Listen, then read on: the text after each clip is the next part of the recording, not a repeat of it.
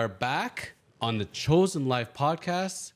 I'm Jonathan Hacohen, Jonathan A. Hacohen, the Chosen Lawyer. I'm hosting today, and my sidekick, my co-host, my guest. A sidekick? I'm a sidekick? You get to be Robin today. I'm Batman for once. This is Robin. Okay. This is comedian Scott Faulconbridge. Scott, welcome back for a third week to the Chosen Life. Liked it so much the first two times. I came back for a third. I thought you were going to say I liked it so much I bought the company. I think we both know that would involve negotiations. Yes. Yes. As a lawyer, I can assist you with that. Actually, I do real estate corporate when I'm not cracking jokes and hosting podcasts. Yeah, you're going to help me by you? Is that how that's going to work? I'm going to help you help yourself. Okay. And speaking of help, I want to get back to where we were on last week because you left us all hanging, and I was very, very excited about this. So we're talking about the idea that somebody comes to you and says, Scott, I got this $1 million idea for you. I'm going to tell you the vague nothings of it. You're going to make it into something and execute it, and then we're going to split it 50-50, right? Sure. So those people Yes. made me think for a second, because if I go on scottfaulconbridge.com, aside from buying the new albums, from buying the merch, learning about your upcoming tour in 2024, your brand new show, Yes. Faulconbridge is falling down, falling down, falling down. I do that every week. Sorry. Yeah, It's fine. it's great. Yeah. It needs work. My singing is not the best. I have zero training, zero talent for it. Absolutely. And I actually even sang on the air, which is pretty cool. So people can laugh at me about that. Cool. But there's a little part in that website that I found very, very intriguing, which is not something you'd find normally in a comic website. It's the workshop section. Yes. It's your training sessions on teaching people on how to be comics, I understand. Yeah. And I found that really fascinating that you're going and you're mentoring. You're saying, I'm not going to keep the secret sauce for myself. I'm going to come and take you and I'm going to teach you to do what I do. Right. So my thinking is that people are pitching you that idea and they're like, hey, we're going to split 50-50. You can say to them, hey, come to my workshop Right. and then you can keep 100% of it. Sure. Yes. You know, the way I describe the workshop Yes, please. is it's sort of like you know how there's a baseball fantasy camp? Yes. Okay, so we do the workshop in a comedy club. There's a lot of people who've always wanted to do stand-up but never have. So I sort of describe it like it's sort of a fantasy stand-up camp. So you're like the Reggie Jackson of comedy, you're saying. Did Reggie teach? In fantasy, he comes to fantasy for the Yankees once. Oh, okay, fair enough. Well, I mean, that's how I describe it. I basically give people the experience of working a club, and we spend 5-6 weeks working on I just focus on jokes. I don't really give many secrets. I let them discover their own, because I give them basic joke structure. We force them to do stand-up every week in front of us. We go through things that could make it better. We help them find the way they want to do it. So I've had a class with very strong like extremes in terms of different ways to do stand-up. I had a guy that talked to his own butt, literally, like he would bend himself into a pretzel and talk to his own butt. I had, People pay good money to see that. yeah, well, people do. Yeah. Because he does quite well. He's also an actor by training, so he was actually. If he can wipe it without his hands too, that'd be very impressive. Yeah, luckily he keeps his pants on the whole time. Okay, so they're paying less money now. Go Very on. different show. Very different show. That's a Sunday show. That's a Sunday show. You don't want to go to that show, but and I have people that do more stories, but I help them find themselves as stand-up, because that's what a stand-up is. A stand-up is about like developing your voice. Obviously, it's just the beginning of that process, but we've had some pretty good results with people having like 6 weeks of like intense stand-up therapy and having a really good show. Our grad shows have been really strong, and it's fascinating for me to see people sort of find that and do that. It's really cool.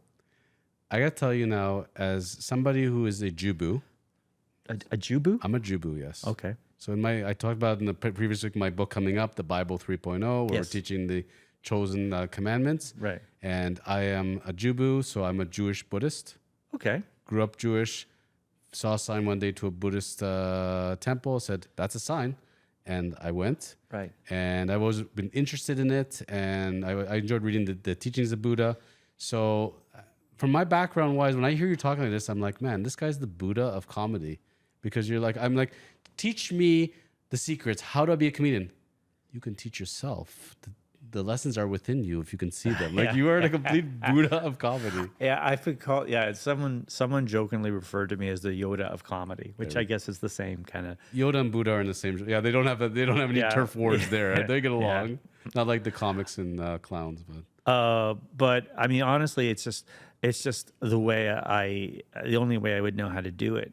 I would never want to try to teach someone to do what I do. And I've always hated when people say, like, that's not comedy. This is like this. There's no one way. There's no one way. It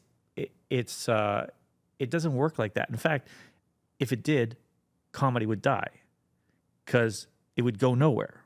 So you need constant reinvention for it to survive as an art form. And it does. It does very well because the way we're doing it now is very different than the way it was being done. Wayne and Schuster days. Wayne and Schuster, who weren't stand-ups. But yeah, you're right. Or 20 years ago, 10 years ago, whatever it is. What would they be classified as? They're not clowns. No. They're not Benny Hill, so I don't know. Like I think improvisionists? No, a two-man. I don't. Comedy. They're comedy, but just not. I find that Funny men. Funny man. Funny man. I once opened for a comic who's known as an edgy. He's a famous edgy comic in the States. And Andrew Dice Clay? No, much more current. Okay. And he said to me that because the other act he'd had before him was trying to do very edgy stuff. Yeah. And bombing in front of him. And so they asked me to come in, and he goes, "Oh, thank God, a joke guy," which I didn't really totally appreciate, but I know what he meant. Like what I was doing was very different than what he's doing. Yes. But I was getting the audience in a sort of place where then he could do what he does. I once saw a conversation between Ray Romano and a bunch of what they called alternative comics. Would an alternative they're doing material that's really not mainstream, and like melodic death comics. I'm not sure. I'm trying to remember. I'm just thinking of the They genre don't really of music. use the term anymore. Like you have alternative music, you have metal music. I'm like, is it the same thing with comics? I think it's guys like Andy Dick and Andy Kindler and like oh guys, boy, okay, guys. Anyways, Potty Mouse. Well, no, it's I don't want to do a disservice to it, but they were doing comedy different, and it was like a newer trend. Yes, and a lot of what they did, I think, has influenced comedy. So I'm not putting it down, but they were kind of condescending towards Ray Romano, who was more of a traditional mainstream comedian. And I always remember like him just going, you know what,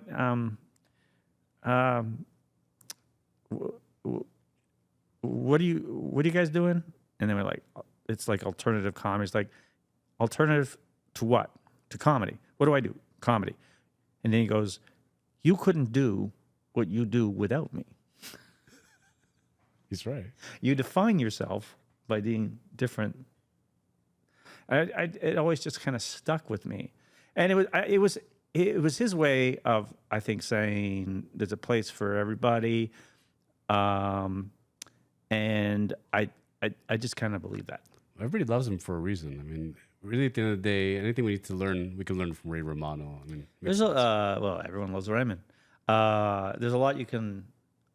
He's definitely a smart. He was smart the way he managed his career and the way it worked out for him. Now, you've been nominated several times for Canadian awards. Now, I was wondering, because you had a couple categories and you define yourself. So there's stand-up comedian. Yeah. And then there's improviser. Yeah, I started off as an improviser. So can you walk us through what's the difference in improviser and a stand-up comedian? What's the difference? Yes, please. Yeah. So an improviser is literally making it up on the spot. That was the name of our improv troupe, On the Spot. And an improviser, often the idea is that to show its spontaneous. You take a suggestion from the audience and you improvise off that. Yes. And you're constantly incorporating audience suggestions to be funny and in the moment. And I did that for about 20 years, and It's what we're doing right now. it's a little bit of what we're doing right now. A little bit. A little bit, yeah. That it was spontaneous and in the moment. And we're a stand-up now. In stand-up, there's material which is set jokes that you do and you perfect, but there's also The set. yeah. There's also what they used to call spritzing, and what you see everywhere on TikTok today, where people are talking to the audience. That's obviously improvised. Yes. So it's like stand-up can encompass, again, different ways of doing things. But the tradition of stand-up is centered on telling a joke. And the tradition of improv is centered on, making it up as you go along and working off other improvisers. In a sort of a more of a narrative format of some kind. And there's different types of improv. There's improvisers that use handles, which are games, right? So, if we were to do a one word at a time story, that's like a handle where I say one word, you say the next, and we tell a story together.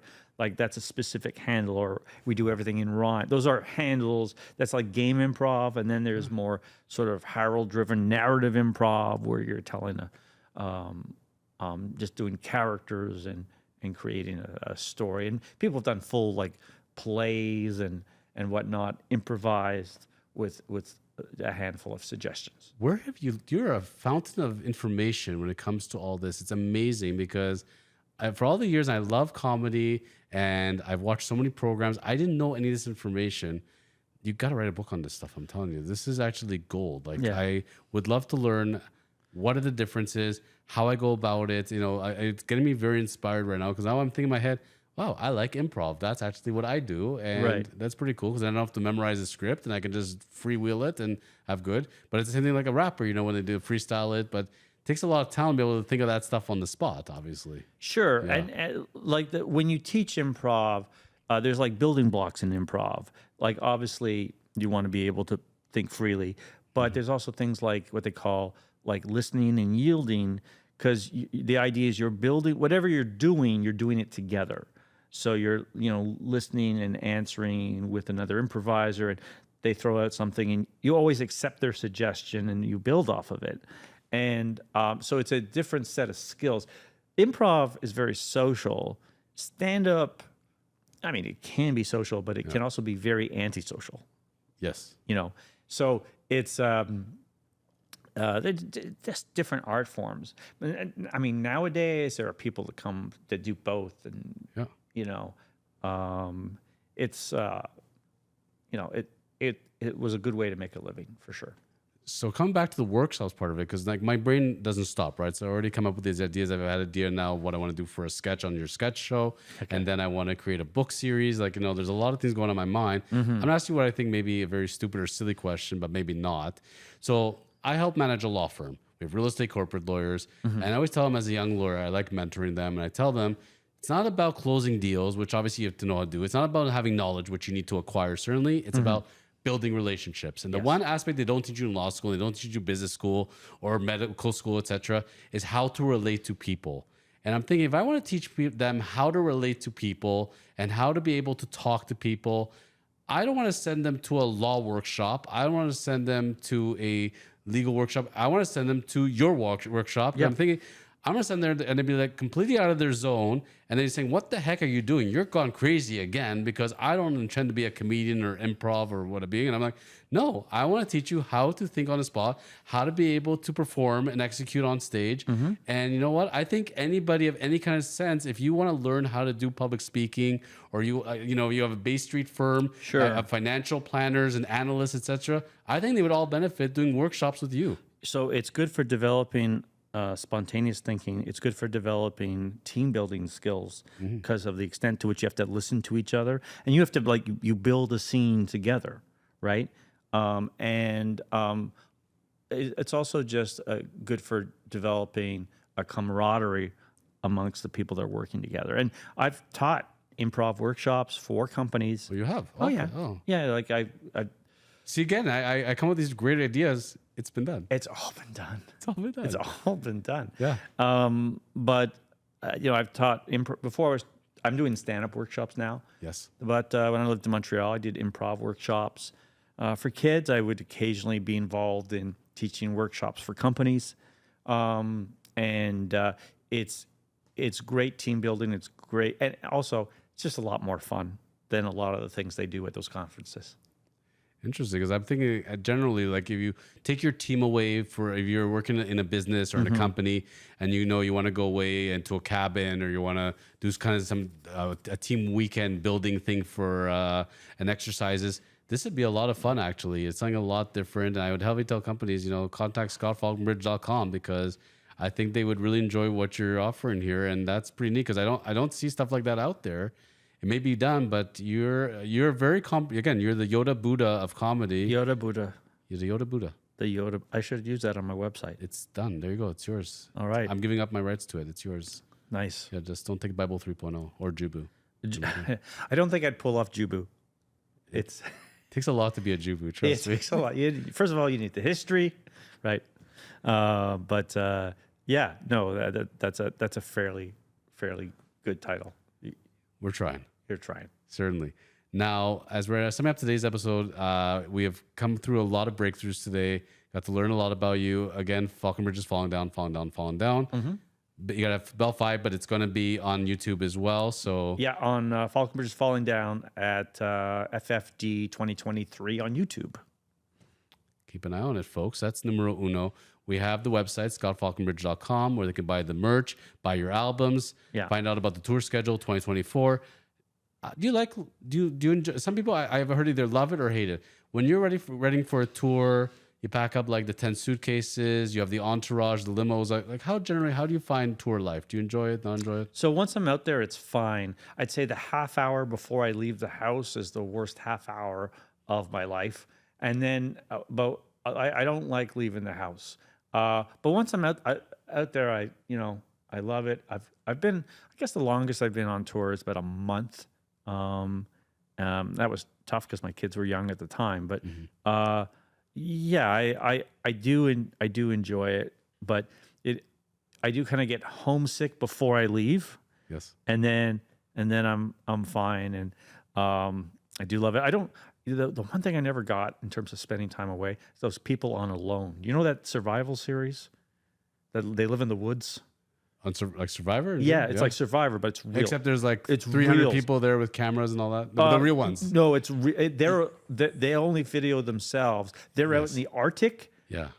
When it gets like -20, and They're called cuckoos, but yes, I've heard of them. yeah, That's the only thing I couldn't do in terms of that type of travel or being on your own. But think about Amazing Race Canada, for example. You and I, Right, Jubu in the comic, and Jubu and Yoda. and the hilarity ensues, and we have everybody rolling stitches. I hope you know how to drive stick, because I can't. I do drive stick. Okay, we're good to go. Yeah. And we'll see if we'll be working well as a team. I think I'd pay money to watch that one. That'd be cool. Yeah. I always wanted to do that show. You did, eh? Oh yeah, a friend of mine did it. Comic. He did it with his son. He was on the last season. Oh, amazing. Yeah, Cedric Newman. I'm just looking for somebody who can drive stick pretty much, and I'll handle the rest. Yeah. I'll do the heavy lifting. I'll do the cooking part. I'll eat whatever disgusting things they want us to eat. No problem. Right. I got all that covered for you. Okay. Yeah. I do drive stick. Okay. Yeah. So Amazing Race Canada, you watching? We're looking for you. Jubu and the Yoda. Now, for all future comics out there that are watching, they're getting really, really excited. They're saying, you know what? I'm going to live my life of being a clown.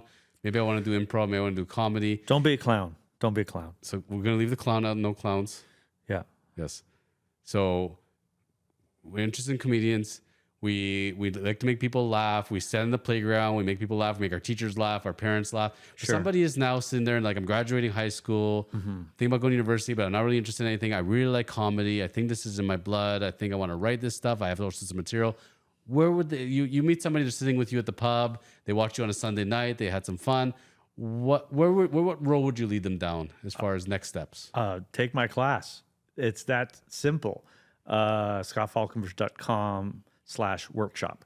or levity.com workshop, because that's where we teach it. You got a lot of websites, buddy. That's the measure of a man, the number of websites he has.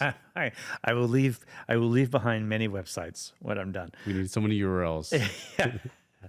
But like I would say, if you don't have, it's sometimes hard to take that first step. So taking a workshop's a really good idea. Like it just gets you going, and then eventually what you have to do is just go out there and do it. Like go to the open mics and find out what they are and pursue it. But it's not a bad thing to for like a 5 to 6 week period, get the basics, get prepared for your first set, and then get an experience to actually perform. That's a good start, for most people. And I would definitely suggest doing that.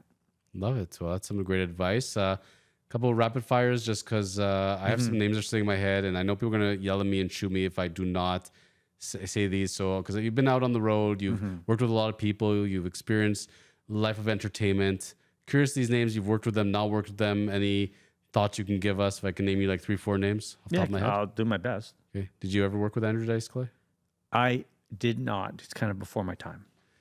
I know he's still kind of around, believe it or not. Sure. But, you can tell I'm kind of stuck in a certain time warp, right? With Expos and Wayne Schuster and everything. Yeah. Okay, Ray Romano. So I did work with Ray Romano. I opened for him at the Comedy Works in Montreal. I was with him around the time he found out he was getting a show. And he had that typical sort of like Ray Romano, nothing's going to happen, And but I was like, Ray, that's great. And he was like, yeah, I don't know. So it was sort of funny to watch him like be dismissive of his own potential new success. And he was a very cool guy to work with. If Ray Romano hit you with his car right now, would he recognize you? That's a good. So that's my measure of knowledge. I think he might go, like, if I'm on the ground about to die, he'd be like, wait a minute. Like, maybe. Okay. Mr. Howie Mandel. Open for him at the Ottawa National Arts Center or Performing Center. I did 20 minutes in front of him. Only, met him very briefly once. He was very nice. And the show went great. Any hint of the germaphobe thing? Like, well, I remember we fist pumped. You did fist bump? Yeah. He touched? I think we did. Did it connect? Yeah. I think he did. I don't think he's insane. I think he's just, careful. My alarm guy went to high school with Howie Mandel, and he hung out at his house, and they wrestled together. That's his claim to fame. Okay. But I keep telling him to connect with Howie, but he says, no, I don't want to bother him. So I'm sure Howie's out there thinking, man, I remember that guy from high school. I always wonder what he was up to. I think he's pretty busy right now. I also I know a guy who was his opening act for years, and toured with him quite a bit. But I've never really met him outside of opening for him once. Okay, that's all we know about Howie. And last but not least, a guy's a little popular in these parts. A guy named Jerry Seinfeld. Jerry Seinfeld. So I have never personally met Jerry Seinfeld. Okay. But I'll tell you 2 quick stories. We like stories. Yeah. Please. So one was when he was a comedian coming to Just for Laughs. This is before his show, I believe. Yeah. He was well known in comedy. And when he first arrived, they didn't know what show to put him on because it wasn't his time to perform yet. But there was a show called The Montreal Show, which was all local Montreal performers. This is about a year before I started. And they threw him on that. And when they threw him on that, he had a great set. When he got off, he started talking comedy with the local Montreal comics who were, they knew who he was in comedy. Yes. And, his manager kind of came over and did that thing where, hey, Jerry, we got to go. Like time. And he was like, you know what? I'm good. I'm talking. And he's just sat there and talked comedy for like a long time with guys that were, like sort of hanging on his every word. And like I am with you right now. Exactly the same. Yeah. And I always thought that was kind of cool. That's how much he loved comedy. He would if you were talking comedy, you were speaking his language. And I thought that was a really cool thing. Yes. The other thing is one year he was supposed to do a fundraiser for a Montreal hospital. It was a snowstorm at the last minute, and he couldn't make it in. And I got a phone call to replace him. And I don't know what he was getting money-wise, but it would have been a lot. And it was all very last minute. And I had just spent 3 days at that hospital with my son, who had been sick for 3 days. And they had really saved him. And so I said, you know what? I'm going to be there in an hour. And they said, what do you charge? I said, it's free. Like that's the state of mind I was in. Yes. It's like these people just saved my son. I'm going to just go. And so I did this show and regretted it immediately in terms of price point, because there were like 200 people, black tie, I should have at least asked for something for sure. Scott Faulconbridge in the future, which Mason Rush would do as a wrestler, when they say that to you, call my manager. Yeah. Call the chosen lawyer. I can negotiate you more than zero. Trust me. So anyways, there was the nurses who had set up the whole thing. They knew I had not asked for it. They knew why I had not asked for anything. And I was just feeling, it was like December 23rd. I was feeling very Christmassy. Yeah. And I went home, and the next morning the doorbell rang, and it was the same nurses who had set everything up. Yeah.